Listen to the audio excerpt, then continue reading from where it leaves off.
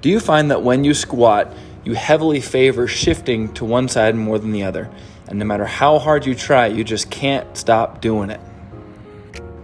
Or do you find that as you go down, your feet spin out?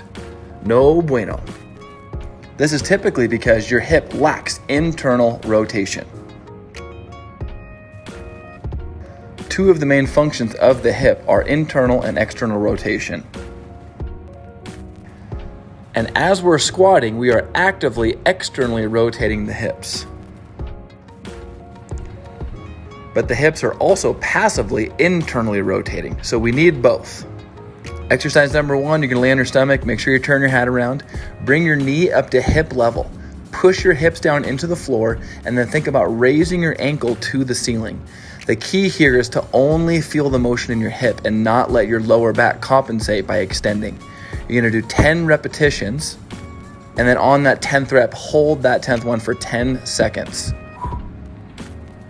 Next is an internal rotation lift off from the 90-90 position. You're gonna lift the leg off the ground, drive the knee up towards the ceiling, and then as you bring the knee back down, try to touch the knee first before the ankle touches. You're gonna feel this again localized to the high hip area. Do 5 each side. Last is the hip airplane. You're gonna lean into the hip, into internal rotation, and feel a nice stretch in the booty there. And then you're gonna use that same muscle to externally rotate, and you'll feel a contraction where you just felt a stretch. Do 5 repetitions each side.